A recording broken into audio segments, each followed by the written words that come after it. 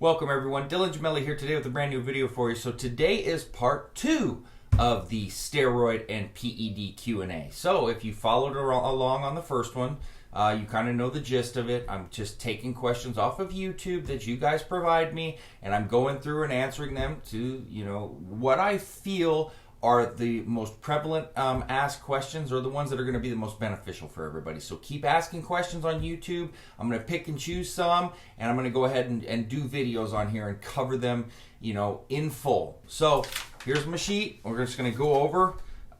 So question number 1. I know you are more conservative with your dosing, which is something that I would prefer. What is the lowest dose that you believe I could run tren at and still get some nice quality gains from it? You're going to get differing answers on this, and you're going to get some meatheads out there that tell you got to run it 400, 500, 600 milligrams. You're not going to get anything from it. It's not true. Look, you lower the dose too low, yes, you're not going to get as much from it. But can you still let it to be effective without going crazy and getting terrible side effects? Yes, you can. You can go 250 milligrams on it and still get some nice gains and really mitigate a lot of those side effects. Look, 400 milligrams for me is the max that I recommend on it. 350 to me is a sweet spot on it where you really get strong, gains without enduring a lot of the side effects. 400, you're getting into that realm where you could start to get, a little bit more prevalent side effects. Look, 250 you can do well on. Of course it's not going to be as pronounced as going in that 400 range, but look, you can still get a lot from it, have an effective cycle, and not have to deal with all the BS side effects. Because, hey, let me tell you something. Side effects suck, and they affect your ability to work out. They affect your mental status with tren, especially on cycle, and that could deter you from doing all that you could be doing with the cycle to begin with. So running it at a high dose, feeling like trash, hindering your workout, having mental problems, just so you can attempt to gain a little bit more size, to me, doesn't make a lot of sense. To some people, they don't care. And hey, to each their own. I'm not here to be anybody's dad or tell them otherwise. But for me, if you come to me and you ask me for questions, my recommendations are going to be as follows. To get you the very most out of what you're doing in the most aggressive way possible with the least amount of side effects, and the ability to improve your longevity and quality of life, not deter from that or take away from it. I think about your health and safety and quality of life first. That's not how some people think. Some people live in the moment. They don't really care about how long they live. They don't care about their quality of life. They just care about getting big. That's not me. That's not how I do things. I do things from a different perspective. So I'm not everybody's cup of tea, just like those people aren't everybody's cup of tea. But if you come to me, you have to understand that you're going to get that kind of an answer from me. So that's that. Question number 2, Dylan. What, in your opinion, is the best place to purchase SARMs? Please give me your honest feedback. Look, there's a ton of places out there that have been good, gone bad. There's people that are average. I've recommended companies in the past. They've shut down. Things have happened. You can't predict what's going to happen over time. People lose suppliers. People get into some sort of trouble and they try to do whatever they can to make money. All I can do is tell you what I know at the moment. It's just like anything else. Hostess went out of business at one point, bankrupt. Things change. And that's why you always got to ask for updates and see what's going on with things, etc. Right now, the place I recommend is called eSARMs. It's very simple, eSARMs.com. I've seen their testing. I've tried their stuff. I've seen other people try it. Supreme quality. It's a newer place, but that's who I recommend right now.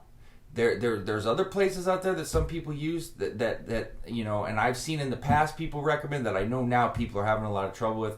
I don't want to get into all that. I'm not bad-mouthing people. I'm not doing that.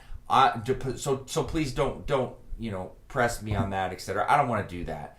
I will tell you what I recommend as far as what I know right now is the place that I would go to, that I personally would use myself and have. And I'm seeing others with logs up now doing it as well. So that would be my recommendation in that regard. Number 3, Which do you prefer, Aromacin or Arimidex, in terms of my aromatase inhibitors? So Look, I'm more estrogen prone, as I've pointed out many, many times. So obviously my choice is going to be Aromacin, being that it's stronger, it's a suicide inhibitor as opposed to Arimidex, which is not. But that doesn't mean that that's the best for you. Arimidex is better for people that are not very estrogen prone because Aromacin can actually be too strong for them. I've seen it several times. Now, if you're in the middle or if you feel like you're more estrogen prone, I would definitely go with Aromacin. And during your post-psychotherapy, you want to go with Aromacin as well because Arimidex doesn't really do much in terms of preventing against gynecomastia rebound. And the way that Aromacin has the ability to increase IGF levels in PCT, that's definitely what you want to incorporate. On cycle, it's really coming down person to person dependent. More often than not, people are more estrogen prone than people that are not. So I do often see Aromacin used more. However, Arimidex still works well. I see it get bad-mouthed a lot, and that there's no reason for that. It's just not as strong. So if you are not as estrogen prone, you may want to just go with Arimidex. Personally, I generally steer people towards Aromacin unless I know that they are very, very low on the susceptibility to estrogen conversion. Then I tell them you may want to go with Arimidex instead. Either one is going to work, okay? But if you are more estrogen prone, I have seen people that use Arimidex that still have issues or irritability when it comes to gynecomastia. So you got to keep that in mind. My preference is Aromacin, but I try to make that more person-to-person specific based on individual circumstances, which is how you should do with everything in general. So keep that in mind. Question number 4. I'm looking for a nice boost in the gym. What about test suspension? Well, I say, well, what about it? I'm not a big fan of test suspension. I don't think that it's really worth it. The post-injection pain can be a real pain. It can linger for days, which I don't like nor care for. Can you use it once in a while? Sure. It's not something you're going to use every day. I don't know. I've used it a few times. I know plenty of people that have used it. It only took me a couple times to, it's kind of cool, but do I really want to do this? No, not at all. Is it really that beneficial? No, I'd rather just take a pre-workout if I really need something and not deal with any post-injection pain or whatever, and, possibly, having a little bit of, not imbalance with test levels, but, it just, there's not a ton of stability there. It's a quick injection, boom, boom, in and out. I mean, I don't know. I don't care for it. Not something I really recommend to people. Can you do it? Sure. But not on the top of my list of things that I think is really great or anything that you need to be doing whatsoever. Really not. So, I don't know. To each their own on that one, I guess. But if you're asking me my personal recommendation, not really. Not really. Don't find it necessary whatsoever. But like I said, to each their own. So, lastly, question number 5.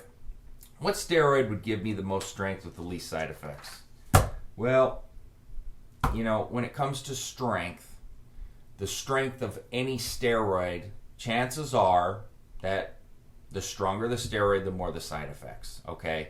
The ones that are going to get you the strongest, things like halotestin, ton of side effects, trenbolone, ton of side effects, Deca, not horrible on the side effects, but, mid-range, Anadrol, pretty rough on the side effects, Superdrol, pretty rough on the side effects, D-ball, I hate to say terribly rough, but with all that estrogen conversion. So where does that leave us? Well, that leaves us with Deca, Winstrol, which can make you extremely strong as well. So if I'm looking at those, and Equipoise, pretty good amount of strength, lower side effects, I'd look at those 3. Winstrol's probably got the most side effects of those 3. I'd probably go with Deca. For me, if you run Deca properly, the side effects are pretty damn low. But I see too many people that complain about side effects that are running it too high. And so that turns out to be the issue. But, for the most strength with the lowest amount of side effects that you're going to get, I would narrow it down to Deca and Winstrol. And, of course, Deca is going to give you more strength than Winstrol is. So I would go with Deca on that one. So there you go, everybody. That, again, is the part 2 of the Dylan Gemelli Steroid and PED Q&A. That being said, www.icearms.com/forums. I'm also on the Evolutionary Forum as well as the Elite Fitness Forum. Dylan@icearms.com is where you can get me with all questions and comments. And please don't forget to subscribe to the channel. That being said, stay tuned for plenty more to come. Dylan Gemelli, signing off.